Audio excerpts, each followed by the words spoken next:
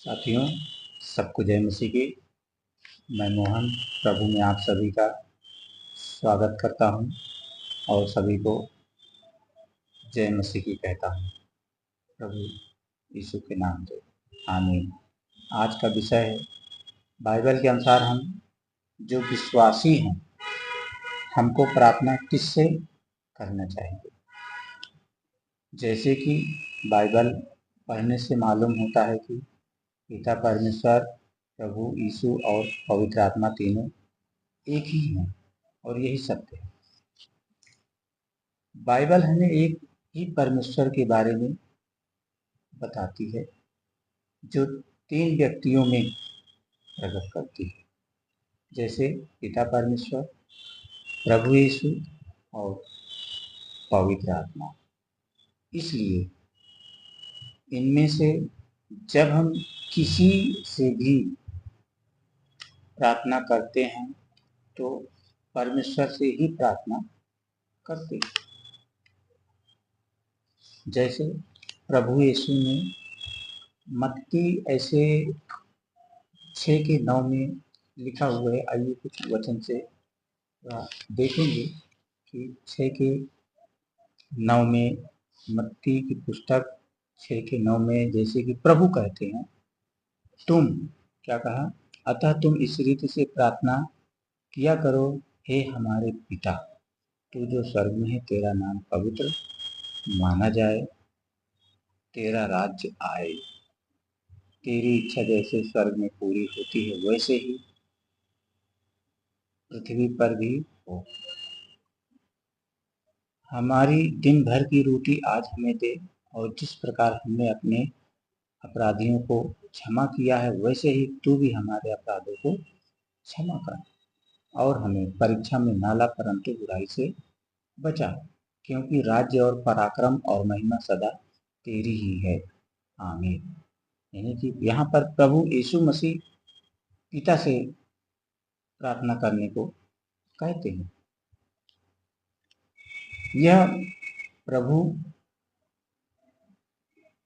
यहाँ पर प्रभु यीशु मसीह परमेश्वर पिता से प्रार्थना करने को कहते हैं। और यूहन्ना की पुस्तक ऐसे 14:13 में हम वचन यहाँ देखते हैं। 13 में तो यहाँ पे क्या लिखा है कि जो कुछ, यहाँ वचन कहता है, जो कुछ तुम मेरे नाम से मांगोगे वही मैं करूँगा, कि पुत्र के द्वारा पिता की महिमा हो। यदि तुम मुझसे मेरे नाम से कुछ मांगोगे तो मैं उसे करूँगा। यहाँ पे यूहन्ना 14 का अध्याय 14 वचन 13 और 14 में लिखा है कि जो कुछ तुम मेरे नाम से मांगोगे वो मैं करूँगा। इसका मतलब है कि प्रभु यीशु मसीह यहाँ पे अपने आप से, खुद से प्रार्थना करने को कहते हैं मुझसे प्रार्थना करो। प्रभु यीशु अपने विषय में कहते हैं मुझसे प्रार्थना करो। और अब बात करते हैं पवित्र आत्मा की।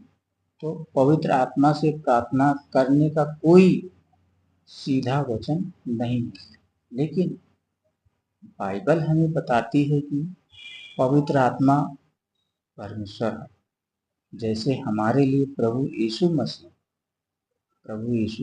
परमेश्वर से विनती करते हैं, वैसे ही पवित्र आत्मा भी हमें परमेश्वर के वचन सीखने में और समझाने में, प्रार्थना में मदद करता है।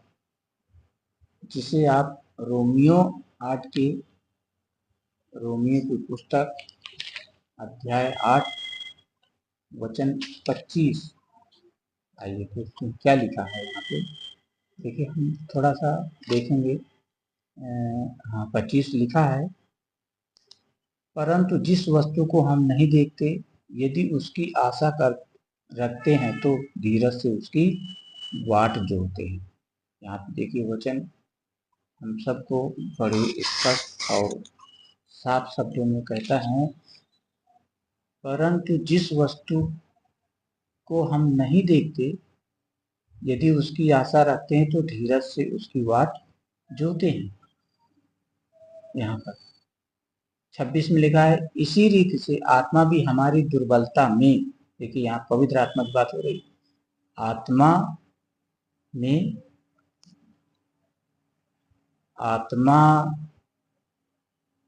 देखिए वचन फिर से रिपीट करते हैं, लिखा है इसी रीति से आत्मा भी हमारी दुर्बलता में सहायता करता है, क्योंकि हम नहीं जानते कि प्रार्थना किस रीति से करना चाहिए, किस रीति से प्रार्थना करना चाहिए, परंतु आत्मा आप ही आहें भर भर कर जो बयां से बाहर है हमारे लिए विनती करता है। देखिए पवित्र आत्मा भी हमारे लिए विनती करता है परमेश्वर पिता से। और 27 में लिखा है, और मनों का जांचने वाला जानता है कि आत्मा की मनसा क्या है, क्योंकि वह पवित्र लोगों के लिए परमेश्वर की इच्छा के अनुसार विनती करता है। इसका मतलब है कि वचन हमें बताता है कि चाहे पिता से विनती प्रार्थना करो, चाहे पुत्र से, प्रभु यीशु मसीह से विनती प्रार्थना करो, चाहे पवित्र आत्मा से, तीनों एक ही। हम देखते हैं कि तीनों यहाँ पे हमें एक ही बात सिखाते हैं, पिता परमेश्वर से विनती करो, चाहे प्रभु यीशु से विनती करो, चाहे पवित्र आत्मा से, तीनों आत्मिक प्रार्थना सुनेंगे। तो आई होप आप सब लोगों को ये वीडियो कैसा लगा है कमेंट में बताएं और शेयर करें। अगर इस चैनल में नए हैं तो चैनल को सब्सक्राइब करें, कमेंट करें और शेयर भी करें, जिससे कि और लोगों को भी जानकारी